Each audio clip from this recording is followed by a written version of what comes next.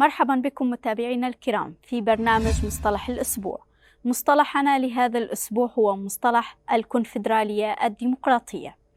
إن مشروع الكونفدرالية الديمقراطية الذي أوضحه القائد عبد الله أوجلان عام 2004 ووضعه على جدول أعمال حركة الحرية والمجتمع الكردستاني، قائلا إن كان ثمة تعريف أو صفة يمكن استخدامها بالنسبة إلي فإنني أقترح القيادة الكونفدرالية الديمقراطية.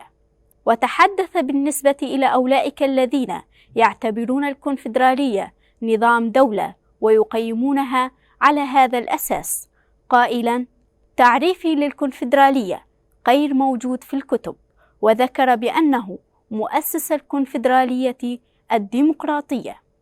وقد أعلن القائد أبو عن الكونفدرالية الديمقراطية على هذا النحو: أولاً، ينطبق ويسري على شعوب الشرق الأوسط وجميع شعوب العالم، ولأجل ذلك فهو عالمي وكوني وبعيداً عن القومية، ويعطي الأهمية للقومية الديمقراطية، ويفهم مراحل الاتحاد الأوروبي مثل توليفة وتركيبة. ثانياً، الكونفدرالية الديمقراطية هي تنظيم للأمة الديمقراطية التي لا تشمل الدولة في فهمها، وتتخذ من تنظيم الأقليات والثقافة واللغة والدين والجنس وغير ذلك أساساً. ثالثاً، يستند ويقوم على 3 أقسام قانونية. هذه القوانين هي قوانين الاتحاد الأوروبي والدولة الموحدة والكونفدرالية الديمقراطية. رابعاً، هو نظام يراعي الاختلافات الدينية والعرقية والطبقية على أساس اجتماعي، ويضم الجميع معاً من خلال أسلوب التعبير عن العناصر الاقتصادية والثقافية والاجتماعية والبيئية والمهنية وغير ذلك، ويستند إلى تنظيم مئات الوحدات.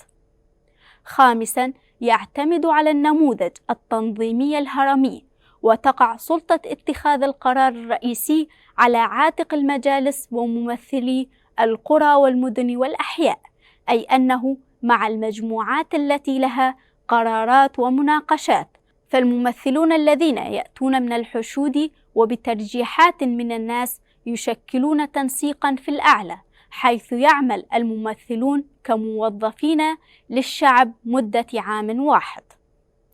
سادساً، يسعى إلى إيقاف ضغوطات التمييز الجنسي الاجتماعي بطرق متعددة والتقلب على مشاكل المرأة عبر النضال لأجل حريتها، ويجمع بين الحقوق والحريات الفردية لتحقيق تطور الديمقراطية الاجتماعية.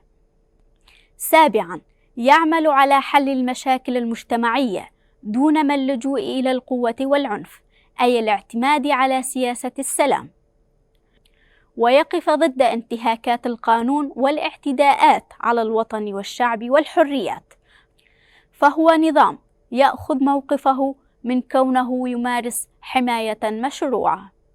ثامناً، لا يأخذ بعين الاعتبار أن تقوم كردستان بتقرير مصيرها على أساس القومية، ولا تعتبر الحدود السياسية مشكلة، كما أن الحدود ليست ضرورية ولا يأخذها منطلقاً وأساساً، فهو يعترف بحق الكرد في بناء ديمقراطيتهم الخاصة.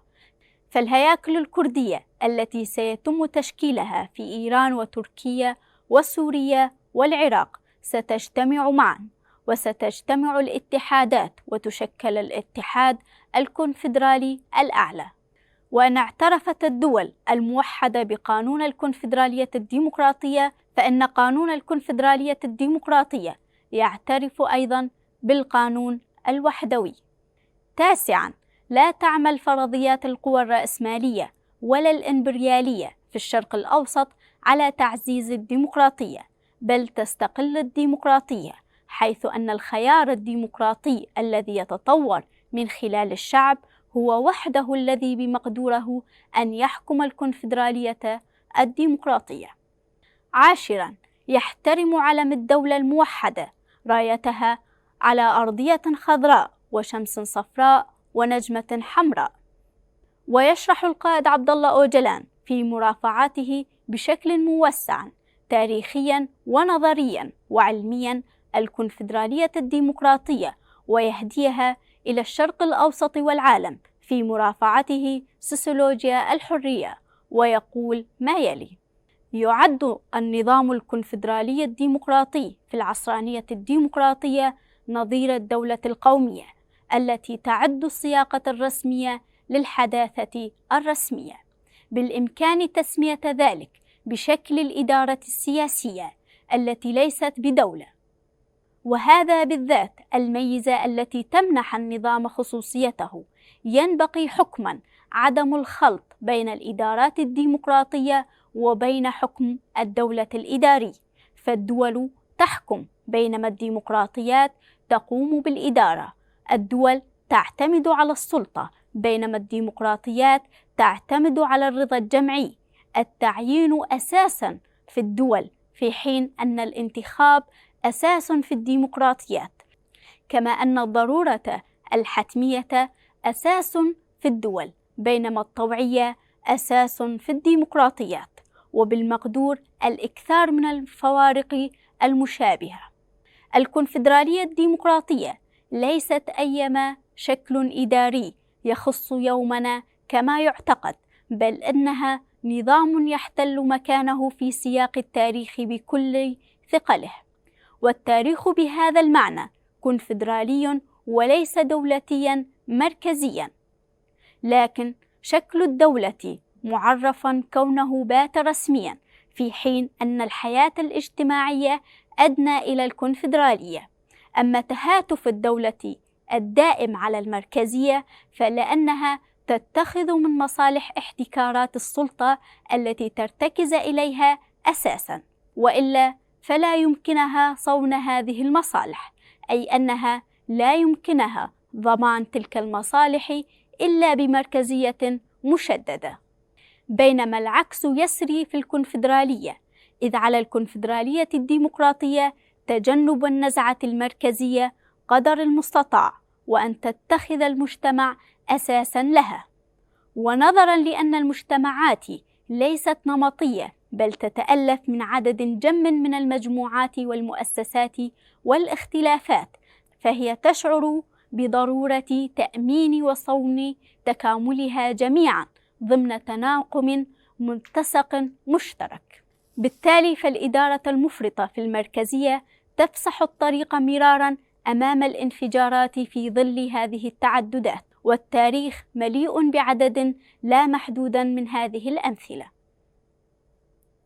إن الكونفدرالية الديمقراطية تمثل التعايش بكثرة نظراً لتناسبها مع الاختلاف الموجود، وتفسح المجال للتعبير عن الذات.